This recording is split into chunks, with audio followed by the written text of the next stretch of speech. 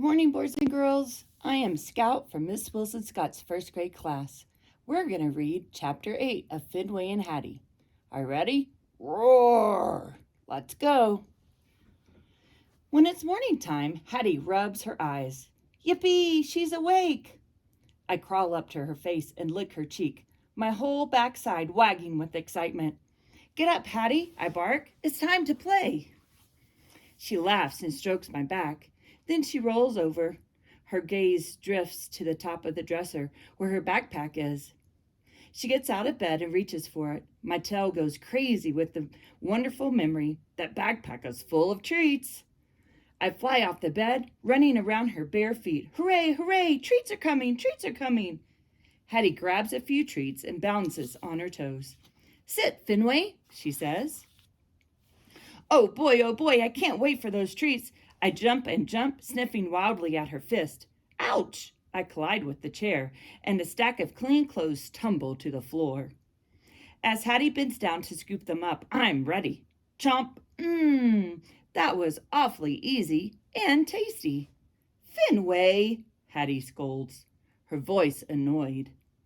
What's up with that? Didn't she want me to have the treat? Hattie sighs and starts refolding the clothes. Apparently playtime is over. Or maybe not. A bacony smell wafts in from the hallway. Wowee, I love bacon! I speed out the door. Great news, Hattie! I bark. Bacon! Arf, arf! I bound down the stairs, straight towards the bacony aroma, and sounds of popping and sizzling, until I get to the eating place doorway and skid to a stop. My tummy sinks. Curse you, wicked floor! Ah!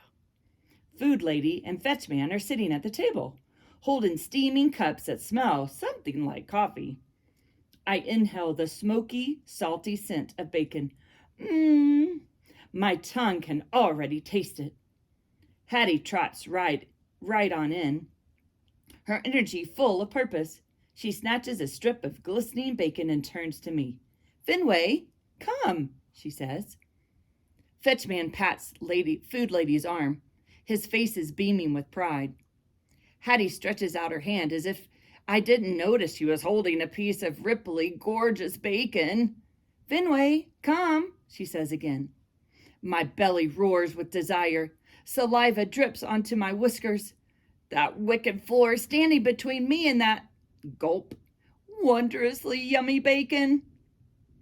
Hattie gazes at me sweetly. She wants to give it to me. She edges closer. Fenway, come. Why is she doing this to me? I jump up and up, scratching with my claws against the wall. Give me that bacon! Give me that bacon! I whine. Food lady's eyes widen. Fetchman shoots up from his seat. Fenway, no! Hattie shouts. She rushes over, shooing my paws off the wall, with that bacon still in her hand. Chomp, wow, that was easy. I lick my chops. Food lady goes to the front closet and grabs my leash. Hattie, she says, her face full of encouragement. Hattie looks defeated. She trudges over to food lady, who rubs her shoulders. Hooray, hooray, we're finally going to the dog park. The real one, with big water dishes to splash in, benches to climb on, and dogs. Lots of romping dogs. I dash to Hattie's side, leaping and twirling. She clips on the leash and we head to the front door. We walk right past the jump rope coiled on the floor. Its scent of familiar short humans and gritty pavement has grown so faint it's almost unrecognizable. It's a mystery, but there's no time to investigate. There's playing to be played. I pull Hattie down the steps and into the hot, blazing sun. After stopping to pee on a patch of grass, me, not her, we head down the walkway and onto the actual street, where cars and trucks and buses go. I try to let Hattie know that this is a bad idea by pulling her onto the sidewalk. But, whoa, the sidewalk is gone. Where'll I find yummy crumbs to eat or sticky wrappers to lick? Apparently it doesn't matter because Hattie is determined to walk in the street. Good thing there are no cars and trucks or buses coming. In fact, it is strangely quiet. No human voices yelling or sirens screaming, and not even one car door slamming. The only noises I hear are the buzzing bees and the fluty, chirpy birds up in the leafy trees. It's also wrong. Where did everything go? And those aren't the only problems. Hattie's heading up the street without fetchman or food lady. They're supposed to come on walks. Where are they? Why is Hattie leaving without them? As I scout around, I see even more signs of trouble. Where are the lampposts and the parking meters or the trash cans? What will I sniff? How will I know which dogs have passed by? The more I protest, the more Hattie yanks on the leash. Maybe I'm worrying for nothing. Because up ahead, beyond the trees, there it is. The dog park. I know that fence anywhere. My tail starts wagging, my legs move faster. But Hattie's pace does not quicken. Doesn't she realize how important it is to go to the dog park? Hurry, I bark. The other dogs are probably already playing without us. I sniff like crazy, trying to pick up the whiffs of who might be there. My ears try to catch some jingling, panting, frolicking dogs, but all I smell are chipmunks, and all I hear are more bees and birds. Which is a little weird because we're almost there. I can hardly wait. I practically drag Hattie along the fence. I'm searching for the gate when my ears droop. My tail stops wagging. It's a park, all right. A planty, shrubby sort of park with a path that leads to a porch and a house, just like ours. No bench to climb on, no dogs to romp with. Hattie does not smell concerned. Apparently, she knows the way. We pass more houses and I sense a pattern. Clusters of trees, grass, a driveway. More clusters of trees, more grass, another driveway. Where's the traffic light where we wait and sniff? Where's the fire hydrant covered with pigeon poop? We must have a lot farther to go. We come to another planty shrub park where I do a double take. There's an animal about my size, a perfectly still dog. He's got containers on either side of his back, with flowers sprouting out of them. I know every dog has a job, but let's just say I'm glad my job is not holding a bunch of flowers.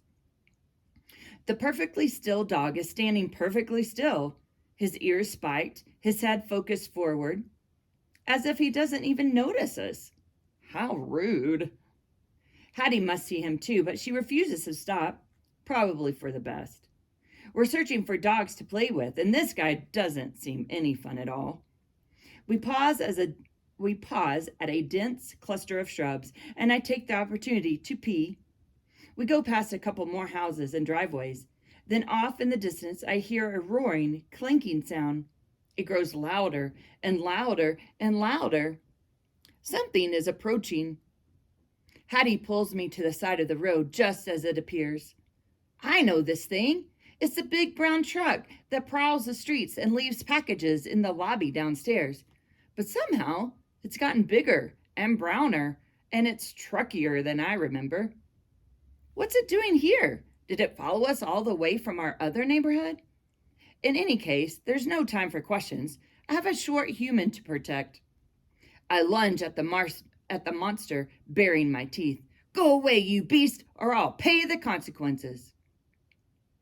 Hattie grasps and yanks me out of the street. Fenway, sit, sit, sit, she yells, obviously upset by the menace. I'm ready to attack the truck if it comes to that. I jump and growl, showing him just how serious I am, and my work pays off. The big brown truck, it rattles on by with a bang and a roar and a boom. Fumes linger as it cruises away. Stinky, sinister fumes. And don't come back, I bark. Woof! But instead of thanking me, Hattie looks annoyed. Oh, Fenway, she says with a frustrated sigh. She must be eager to get to the dog park. Hey, I'm eager too. It's not like I asked for the interruption. As we continue on, all I smell are birds, squirrels, and the occasional chipmunk. I spot nothing more interesting than a stone wall, a telephone pole, or a planter of roses. My tail sinks with a terrible thought. This is not the way to the dog park. Where are we going? I redouble my efforts. I sniff every tree, every shrub, every driveway. Wait a minute. We're on the same street as before. We're passing the same trees and grassy parks we've already gone by. We pass by the perfectly still dog, who is the exact same spot as last time. Before I know it, we end up back at our house. Hello, we didn't go to the dog park, or the place where the short humans with backpacks go, or anywhere. And we didn't come back with bread or milk or donuts.